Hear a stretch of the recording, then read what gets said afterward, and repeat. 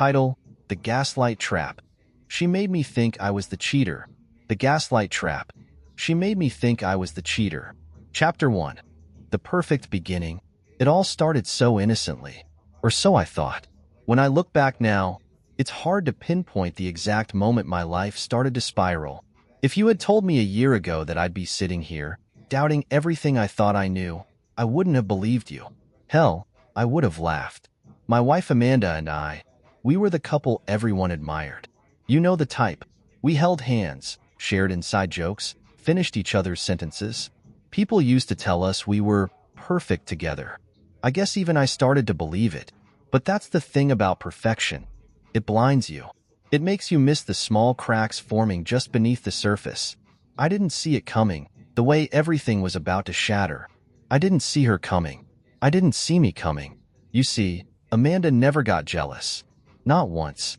In 7 years of marriage, she never questioned where I was, who I was with, or why I was late coming home. At first, I took it as a sign of her confidence. I thought it showed how much she trusted me, how secure she was in herself, in us. Other guys would complain about their wives checking their phones or getting suspicious over every little thing. But not Amanda. She was calm, composed, too calm, in hindsight. That should have been my first clue. But back then, I just saw it as one of her best qualities. It made me feel lucky, proud, even. We had a strong bond. We were partners, best friends, and we shared everything. Or at least, I thought we did. It was a Wednesday evening, one of those ordinary nights where nothing in particular stood out. I came home a little late from work, tired but happy. Amanda was in the kitchen, as usual, stirring something on the stove, the scent of garlic and herbs filling the room. She looked up when I walked in, flashing me that warm smile I had fallen in love with years ago. Everything felt right in that moment. It always did. Our life was simple, and I was grateful for it. "You're late," she said playfully, her eyes glinting as she turned back to the pot. "How was your day?" Same old, I replied, setting down my briefcase by the door. I walked over, kissed her on the cheek, and settled into our usual routine. She asked about my day. I asked about hers. We ate dinner, watched TV, then went to bed. It was the same comfortable rhythm we had fallen into over the years. But something was off that night, though I didn't realize it then. As we lay in bed, I felt a strange unease settling over me, something I couldn't put my finger on. Amanda was already asleep, her soft breathing the only sound in the room. I stared at the ceiling, my mind wandering, trying to shake off this unfamiliar feeling gnawing at the edges of my thoughts. Little did I know, that was the start of it, the beginning of the end. Looking back now, I wonder how I could have missed the signs. Hindsight's always 20/20, right? But at the time, there wasn't anything concrete to grab onto, just small things. Tiny cracks that seemed insignificant on their own but, when pieced together, told a much darker story. The first clue came a week later. I was going through some paperwork in the living room when I found a receipt wedged between the couch cushions. It was from a restaurant, a fancy one I'd never been to. I stared at it for a moment, confused. The date printed at the top was recent, only a few days ago. I called out to Amanda, who was in the bedroom folding laundry. "Hey, did you go to Le Jardin last week?" There was a pause, just long enough to feel noticeable. Then her voice came back, light and easy. "Oh yeah, I totally forgot to mention it. Mark and I took a client out for dinner. You know how those last-minute work things pop up?" She walked into the room, smiling, looking as casual as ever. "It was no big deal," she added, leaning over to kiss me on the forehead. "I would have invited you, but I figured it'd be boring, just a work thing." I nodded, brushing it off. It made sense. Amanda was a project manager at her firm, and dinners with clients were part of her job. Still, something about the way she said it felt off. Maybe it was just the pause before she answered, or maybe it was the fact that she hadn't mentioned it at all until I asked. But I pushed the feeling aside. She had never given me any reason to doubt her before, so why start now? But then the text messages started. It was subtle at first. Amanda's phone would light up during dinner or while we were watching TV, and she'd glance at it, smile, then put it down without saying anything. I didn't think much of it. She had a lot of friends and coworkers who texted her regularly. But one night, as we were curled up on the couch watching a movie, her phone buzzed again. This time, the screen was angled just enough for me to catch a glimpse of the message. "Miss you already." My heart skipped a beat. I didn't say anything at first, hoping I had misread it. But then Amanda picked up her phone, tapped out a quick reply, and set it down again without a word. The room suddenly felt too quiet, the movie playing in the background like distant noise. I waited a few minutes before I finally asked, trying to sound casual, "Who was that?" "Oh, just Mark," she said, her tone light, almost dismissive. "He's such a flirt. Texts like that to everyone." She laughed, as if the whole thing was a joke. And maybe it was. Maybe I was overthinking it. But I couldn't shake the unease that had settled in my gut. Was it normal for a married woman to get texts like that from a coworker? I didn't know. I had never been the jealous type, so this was new territory for me. But Amanda seemed so unfazed, so confident in her explanation, that I let it go. After all, we had always trusted each other. Why would this be any different? As the days went by, I noticed more little things. A pair of earrings I didn't recognize, tucked under the couch. A lipstick I'd never seen before, left on the bathroom sink. A new dress hanging in her closet, tag still attached, though she hadn't mentioned buying it. Each time I found something, I'd ask her about it, and each time, she'd have an explanation ready. "Oh, those earrings? I bought them ages ago. Must have fallen out of my bag." The lipstick? It was on sale. Figured I'd try a new shade. The dress? I bought it for a work event next month. Nothing exciting. Her answers were always so smooth, so effortless, that I started to feel like the one who was being paranoid. Maybe I was. Maybe I was looking for problems where there were none. But no matter how hard I tried to convince myself that everything was fine, the nagging feeling in my chest wouldn't go away. It was like there was a wall between us now, invisible but solid, growing thicker with every passing day. The real turning point came a few weeks later. It was a Friday night, and Amanda had mentioned she'd be working late on a project. I decided to surprise her, bringing her favorite coffee to the office to keep her going. But when I arrived, her desk was empty. She left a few hours ago. One of her coworkers told me, said she had plans for the weekend. I stood there, frozen. Plans for the weekend? She hadn't mentioned anything to me. I tried calling her, but it went straight to voicemail. When she finally came home later that night, I asked her about it, my voice trembling with uncertainty. Amanda smiled, brushing off my concern. "Oh, I'm sorry, love. I lost track of time. We ended up finishing the project earlier than expected, so I grabbed drinks with some coworkers. I should have told you." She kissed me on the cheek, her touch soft and reassuring, but the unease in my chest only grew. This time, I couldn't let it go. Something wasn't adding up.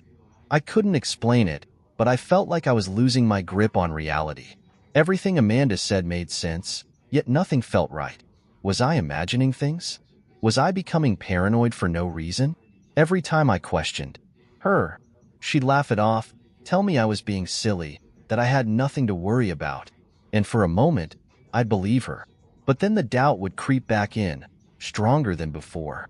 Our marriage, this perfect life we had built together, wasn't so perfect anymore. I could feel it slipping through my fingers, and no matter how hard I tried to hold on, it kept slipping away. I was falling into a trap, though I didn't know it yet. The truth is, Amanda never had to say or do much to make me doubt myself. She didn't need to accuse me of anything. All she had to do was stay calm, stay composed, while I unraveled. And piece by piece, she was making me believe that maybe, just maybe, I was the one to blame. Because when everything looks perfect on the outside, it's hard to admit that something's wrong on the inside. It's even harder to admit that the person you love the most might be the one pulling the strings, making you question everything you thought you knew. But that's the thing about gaslighting. You don't realize it's happening until it's too late. Until you're so deep in the web that you can't tell what's real anymore. And by the time I finally understood what was happening, it was already too late. Chapter 2. The First Clue. It was a regular Tuesday afternoon. One of those days when nothing special happens, but for some reason, the air feels a little heavier. The sun was still hanging low in the sky when Jake pulled into the driveway.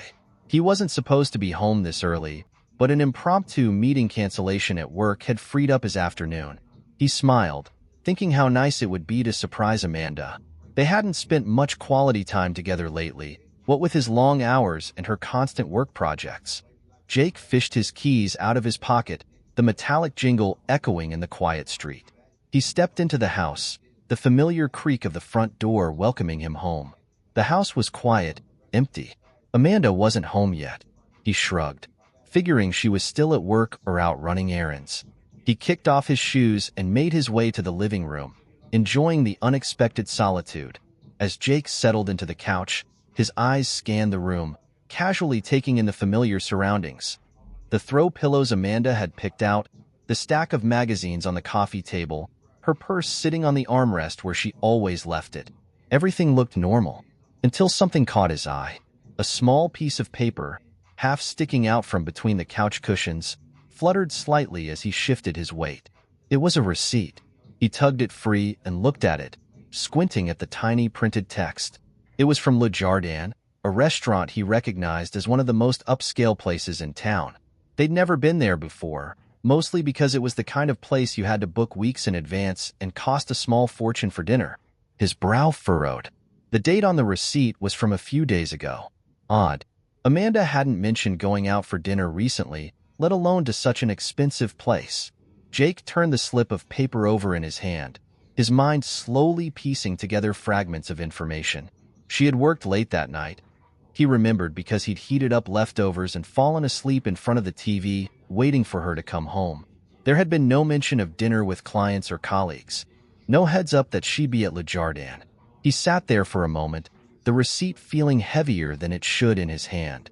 A dozen explanations floated through his mind, each one less convincing than the last. He could have shrugged it off as a simple oversight. Maybe it was a work dinner she'd forgotten to mention. But something about it gnawed at him, that small, quiet voice in the back of his mind whispering that something wasn't right. He heard Amanda's car pull up outside, the low hum of the engine cutting off as she parked. Jake quickly folded the receipt and slid it into his pocket. He wasn't sure why he didn't leave it on the table, why he felt the need to hold on to it. Gnawed at him. He found himself replaying their conversation over and over in his head, searching for any hint of deception, any tiny clue that he might have missed. And then, a few days later, he noticed something else. Amanda had left her phone on the kitchen counter while she went to take a shower. It buzzed once, a text notification lighting up the screen. Jake glanced at it, not really intending to snoop, but his eyes landed on the name, Mark, and then the message below it, "Miss you already." His heart skipped a beat. He stared at the phone, frozen, as a rush of adrenaline surged through him. It was just one text, a short, seemingly innocent message, but it felt like a crack in the foundation of everything he thought he knew. When Amanda came back into the kitchen a few minutes later, Jake was still standing there, his mind racing. "Everything okay?" she asked, towel drying her hair as she gave him a curious look. Jake forced a smile, his heart pounding in his chest. "Yeah, fine," he lied. But nothing felt fine anymore. Chapter 3. The Strange Texts. Weeks passed, and though Jake tried to push aside the unease from finding the receipt, the nagging feeling had burrowed deep inside him.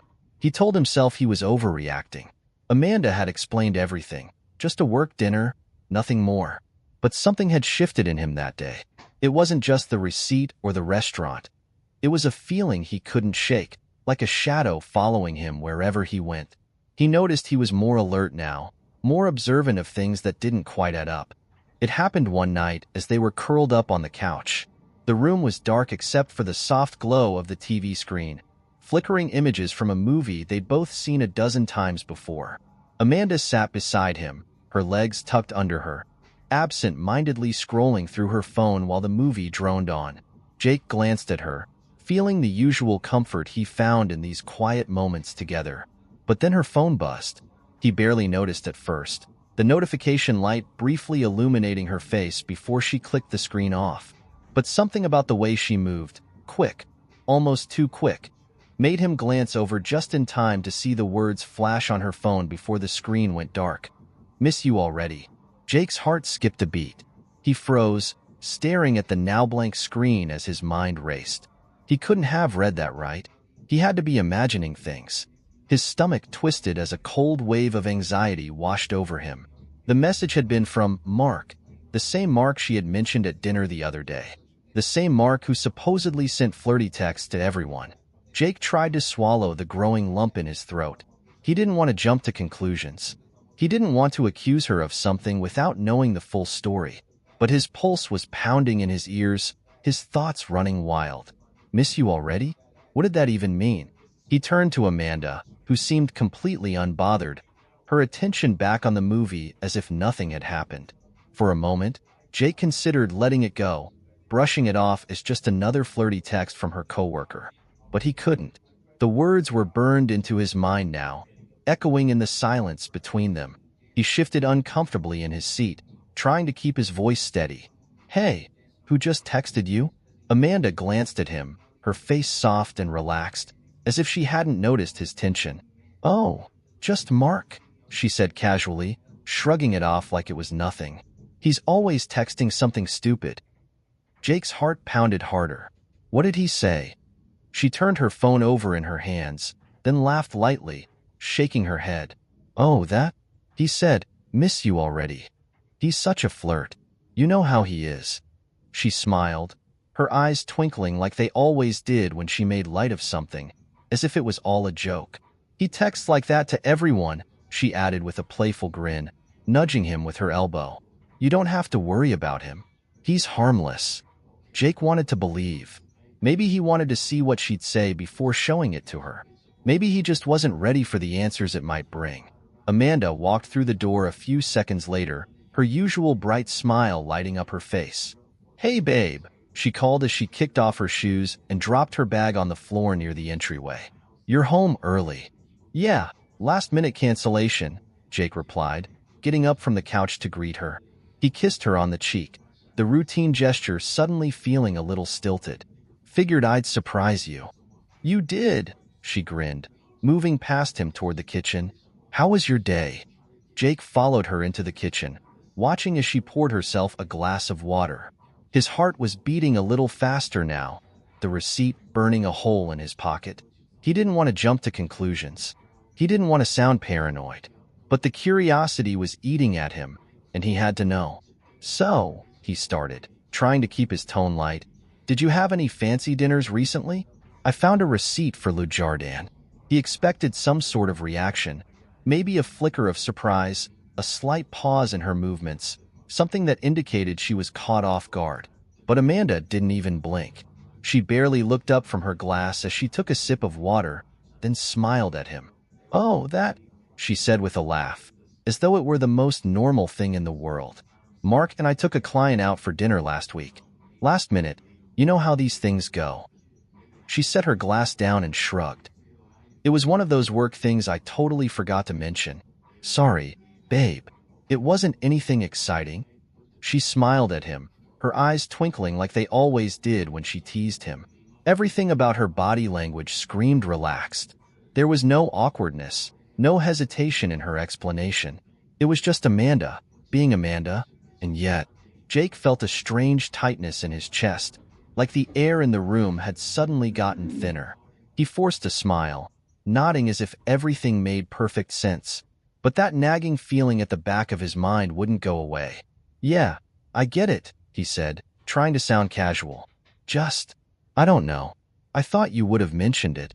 Amanda's expression softened, and she stepped closer, wrapping her arms around his waist. I'm sorry, she said, her voice warm and soothing. I didn't think it was a big deal. You know I love you, right? Jake looked down at her, and for a moment, everything felt normal again. Her arms around him, the soft smile on her lips. It was all so familiar, so comforting. But the receipt in his pocket felt like a stone weighing him down, reminding him that something wasn't quite right. Of course, he murmured, kissing her forehead. I love you too. They stood there for a moment, wrapped in each other's arms. But Jake couldn't shake the feeling that there was something lurking just beneath the surface. He told himself he was overreacting, that Amanda had never given him a reason not to trust her. But the more he tried to push the thoughts away, the more they clawed their way back to the front of his mind. Why hadn't she mentioned the dinner earlier? It wasn't like Amanda to forget details like that. And who was this Mark? He knew she worked with a guy named Mark, but she rarely mentioned him, and certainly not in the context of fancy dinners at expensive restaurants. You're being paranoid, Jake told himself. It's just work. There's nothing to worry about. But doubt had already taken root, and no matter how much he tried to ignore it, it refused to be silenced. The next few days passed in a blur of normalcy. Amanda went to work, came home, and everything seemed fine. But Jake couldn't let go of that nagging feeling. He didn't bring up the receipt again. There was no point. Amanda had given him a perfectly reasonable explanation. So why did it still bother him? He tried to push it out of his mind, to focus on work, on their life together. But the more he tried to move past it, the more the doubts. He wanted to laugh it off, just like she had, and pretend that it didn't bother him. But the words kept replaying in his mind, louder and more insistent each time. Miss you already. His chest tightened, and he felt the unease growing like a slow-burning fire inside him. He forced a smile, nodding as if he wasn't bothered. Yeah, I'm sure, he muttered, turning back to the TV. But he couldn't focus on the movie anymore. All he could think about was that text, and the way Amanda had brushed it off so easily. Too easily. His mind raced, searching for logical explanations. Maybe Mark was just a flirt. Maybe Amanda really didn't see it as anything more than harmless fun. But the doubt had already taken root, and no matter how much he tried to suppress it, it wouldn't go away. That night, as they lay in bed, Amanda drifted off to sleep almost immediately, her soft breaths filling the quiet room. But Jake stayed awake, staring at the ceiling, his mind spinning with thoughts he couldn't control. He kept telling himself he was being ridiculous. Amanda loved him.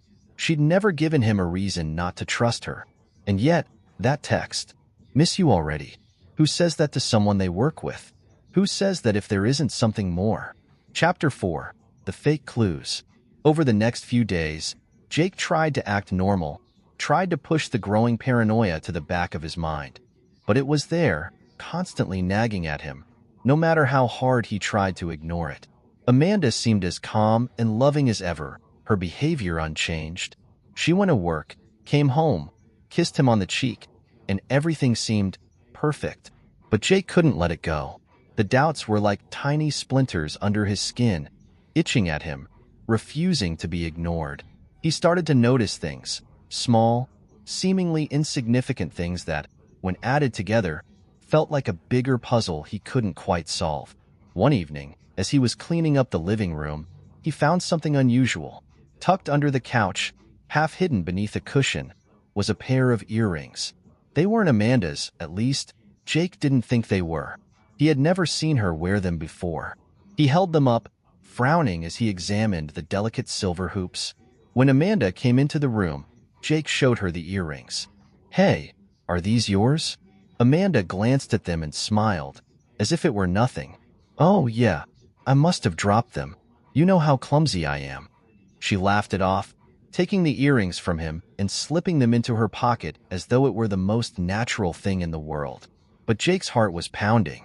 He wasn't sure why, but something about the way she brushed it off, so quickly, so effortlessly, made him feel uneasy. Then there was the movie ticket. A few days later, while searching for a pin in her purse, Jake found a crumpled-up movie stub for a film she had never mentioned seeing. He stared at it for a long moment, his mind racing with possibilities. Why hadn't she told him about going to the movies? And who had she gone with? He waited until later that night to bring it up. Amanda was in the kitchen, pouring herself a glass of wine, when Jake casually mentioned the ticket. "Hey, I found this in your purse. I didn't know you went to the movies." Amanda turned, her face calm as ever. "Oh, that?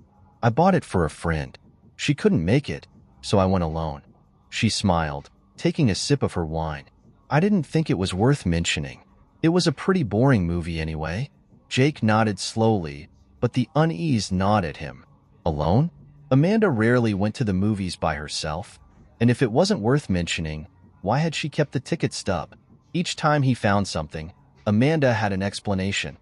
Always smooth, always confident, and always dismissing his concerns with a light laugh or a playful touch.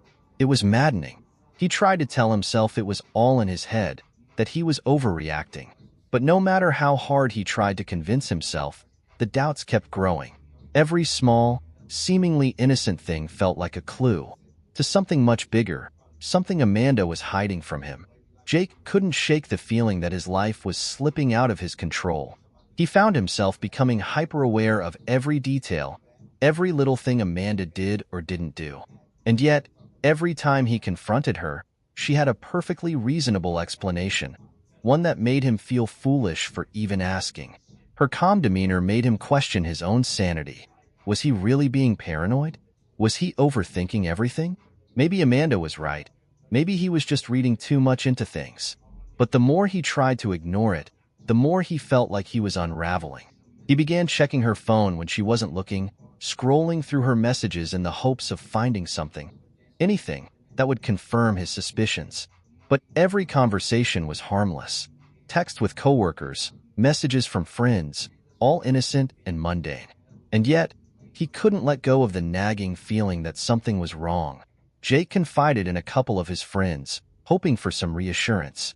He told them about the text from Mark, about the earrings, the movie ticket. Small things that, on their own, seemed trivial, but together made him feel like he was losing his grip. But his friends brushed it off. Amanda? No way, man. She's perfect. You're overthinking it. You're lucky, Jake. Most guys would kill for a wife like that. Don't let your paranoia ruin a good thing. Their words should have comforted him, but instead, they left him feeling more isolated than ever. Everyone seemed to think Amanda was perfect, and maybe she was. Maybe Jake was overreacting. Maybe he was making something out of nothing.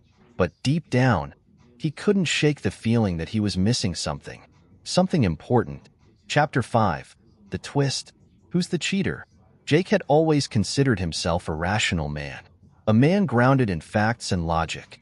Yet here he was, a once happy husband, sitting alone in his car outside Amanda's office, scrolling through the data on a tracking app he had secretly installed on her phone. His fingers shook as he scrolled past her location history, feeling a deep pang of guilt. He knew this was wrong, but the thought of not knowing, of being left in the dark, was unbearable. It had started small, just glances at her phone when she wasn't looking, then casually scrolling through her texts and emails. But it escalated. Jake wasn't proud of it, but the doubt had become too overwhelming to ignore. He had to know the truth.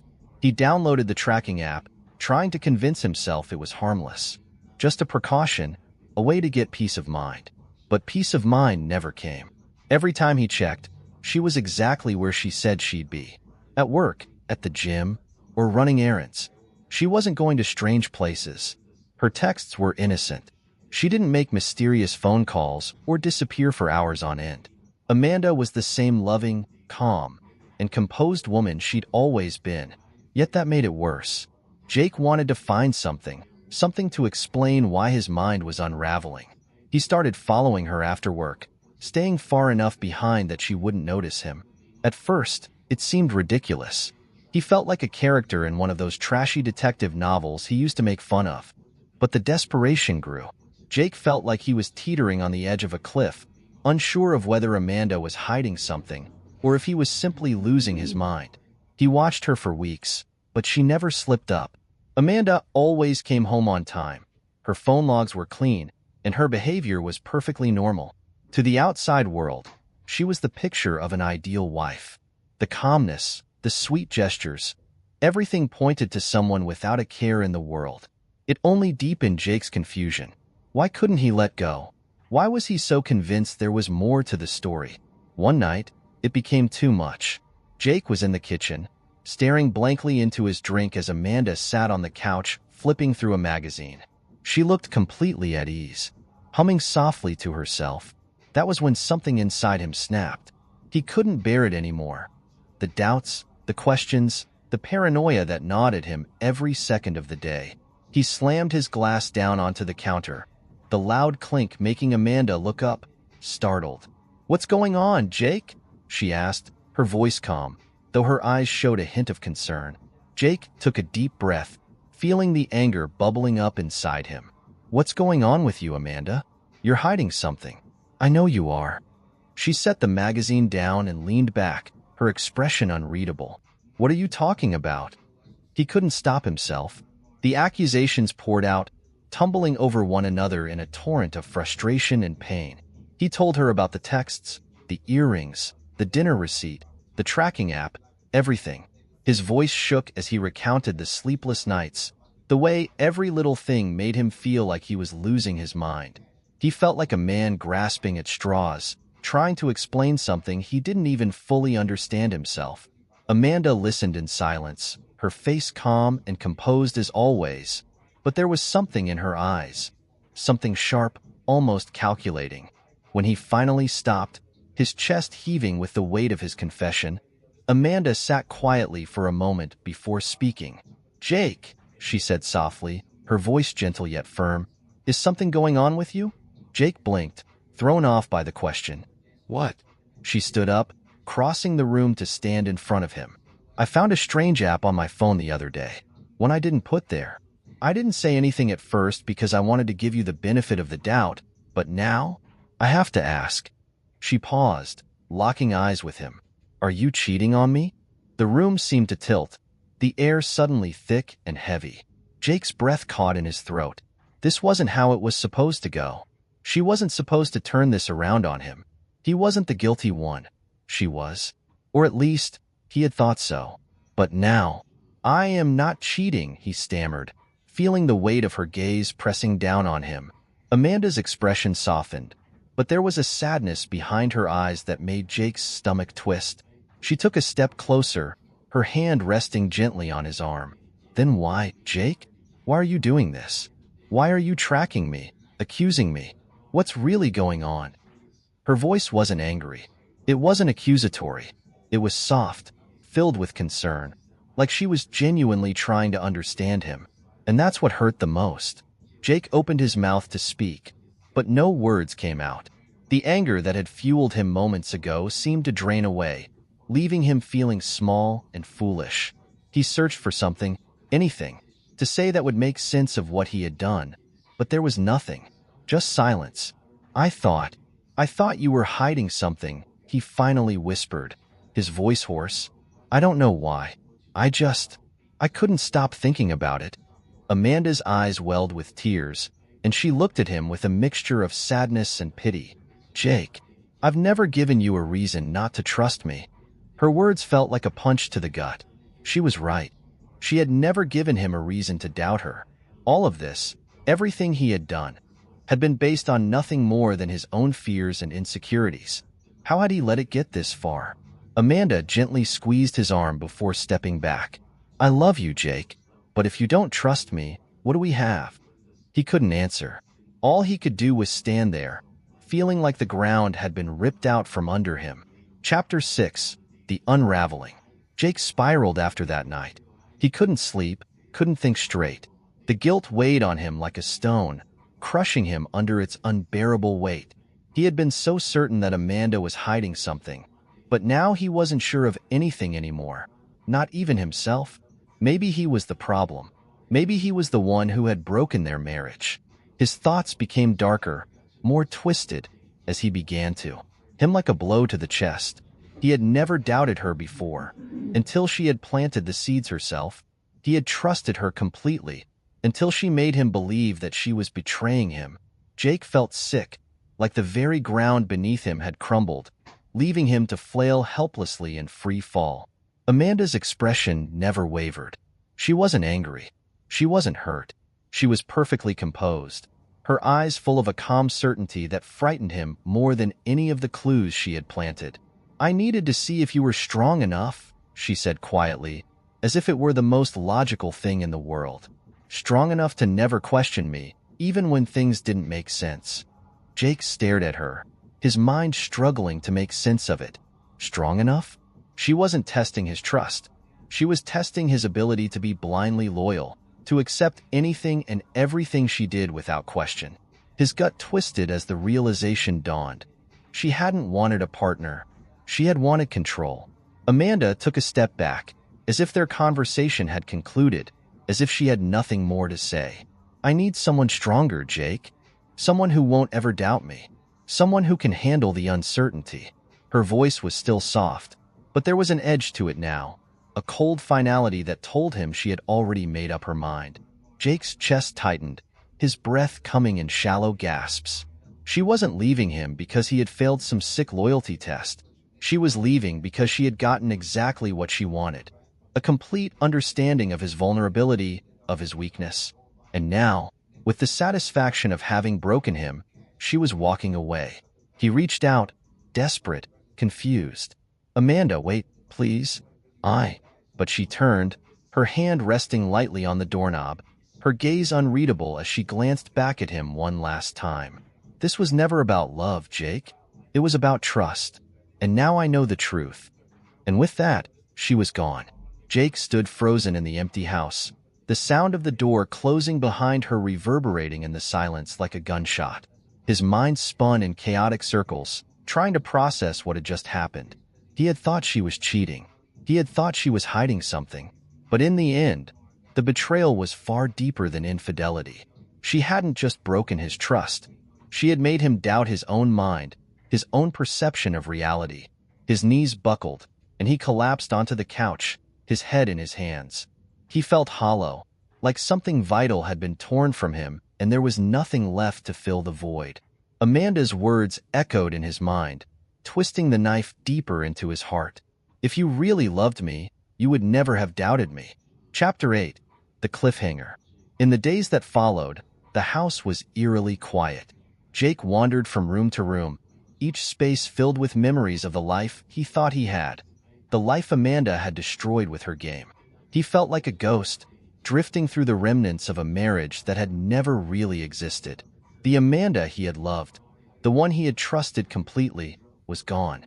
In her place stood a woman who had turned his life upside down, leaving him questioning everything. Jake didn't tell anyone what had happened. How could he? How could he explain the depth of the betrayal, the way Amanda had systematically torn him apart, not by cheating, but by planting fake evidence of her infidelity, by making him believe he was losing his mind? His friends wouldn't understand. They would tell him to move on, to let it go. But how could he let go of something like this? He barely slept. Every time he closed his eyes, he saw Amanda's face, heard her calm voice telling him it had all been a test.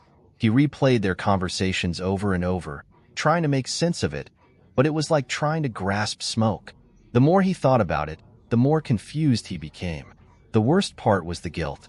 Even though he knew Amanda had orchestrated everything, he couldn't shake the feeling that it was his fault, that he had failed somehow. Maybe. Question everything about himself. Was he the cheater? Had he wanted to cheat? Was that why he had become so paranoid? He found himself pulling away from friends and family, isolating himself as the guilt ate away at him. He couldn't face anyone, not when he felt like a monster for what he had done to Amanda. And yet, Amanda remained steady. She didn't yell, didn't lash out.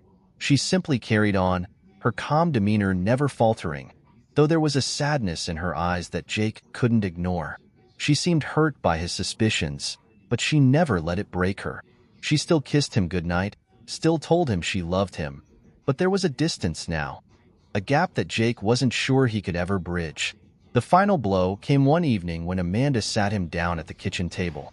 Jake had spent the entire day in a fog, barely able to function, and when she asked him to sit, he knew something was coming. Amanda looked at him with a soft, almost sympathetic smile. "Jake," she began, her voice gentle, "I need to tell you something." He tensed, his mind racing through all the possible scenarios. Was she leaving him? Was this the end? But what she said next shattered him in ways he hadn't expected. "All the things you found, the earrings, the texts, the receipts, they were all planted." Jake stared at her, uncomprehending. What do you mean?" "I needed to know if you trusted me," she said softly, almost as if she pitied him. "Every clue was fake, placed there to see how you'd react." The room spun, and Jake felt like the ground was falling away beneath him. He couldn't process what she was saying. She had done this. She had been the one pulling the strings the entire time. "Why?" was all he could manage to say, his voice barely above a whisper. Amanda's smile didn't waver. Because, Jake, trust is everything in a relationship. I needed to know if you truly trusted me. And now, we know the truth, don't we? Her tone was calm, almost condescending, as if she had proven some grand point. But Jake couldn't comprehend it. His wife had manipulated him, pushed him to the edge, made him question his own sanity, all to test whether he trusted her. This wasn't about infidelity. It was about power. Amanda had played him like a puppet, watching as he unraveled with every step. And now, standing there with that soft smile, she seemed triumphant, as if she had won some twisted game. Jake felt the weight of it all crashing down on him. He had been the one spiraling, doubting himself, questioning everything. But all along, Amanda had been pulling the strings, watching as he fell apart. And now, he was left with nothing but the ruins of their marriage and the hollow feeling of betrayal. Not because she had cheated, but because she had made him believe he was the one at fault. Chapter 7. The Emotional Consequences. Jake stood there, stunned, as Amanda's words echoed in his mind. Every muscle in his body was frozen, as if his brain had short-circuited. The world around him seemed to tilt slightly, and for a moment, he wasn't sure whether he was still awake or trapped in some twisted dream. But the truth was far more painful than anything he could have imagined. Amanda's revelation that everything, the earrings, the text messages, the dinner receipts, had been a test wasn't the relief Jake had longed for. It didn't make the doubts vanish or restore his faith in her. Instead, it destroyed him. She had orchestrated his unraveling, manipulated him into thinking he was losing his grip on reality, all to test his trust. What kind of person does that? His voice cracked as he finally managed to ask the one question burning inside him. Why would you do this to someone you love? His words were raw, laced with disbelief and a deep, unrelenting pain. Amanda's smile was soft, almost affectionate, but it carried a chilling detachment that made his stomach churn. Because trust is everything, Jake. If you really loved me, you would never have doubted me in the first place. The statement hit. If he hadn't been so suspicious, she wouldn't have done this. Maybe if he had trusted her more, she wouldn't have felt the need to test him. The doubts circled endlessly in his mind, driving him deeper into despair. The days turned into weeks, and the loneliness set in. Amanda didn't come back. She didn't call. She had walked out of his life as easily as she had entered it, leaving him to pick up the pieces. But no matter how hard he tried, Jake couldn't put himself back together. It was late one evening, as Jake sat on the couch staring blankly at the TV, that his phone buzzed. He almost didn't check it. There had been nothing but meaningless notifications for days. But something made him pick it up. It was a text from an unknown number. I know what she did. You're not crazy. Jake's heart skipped a beat. He stared at the message, reading and rereading it, his mind racing. What did it mean? Who sent it? He hadn't told anyone about what Amanda had done. No one knew. So how did this person, whoever they were, know? His hands trembled as he typed a response, his breath quickening with a flicker of hope he hadn't felt in weeks. Who is this? What do you mean? The seconds ticked by, each one stretching into an eternity as he waited for a reply. His mind was already spiraling, filling in the blanks with possibilities he hadn't dared to consider before. Could Amanda have been working with someone else? Was there more to this story than he knew? His phone buzzed again, and his heart raced as he unlocked the screen. But when he saw the message, his stomach dropped. I'll explain soon. Be careful. The screen faded to black as the message burned into Jake's mind. Be careful? What was that supposed to mean? His pulse raced, and for the first time in weeks, he felt something other than despair.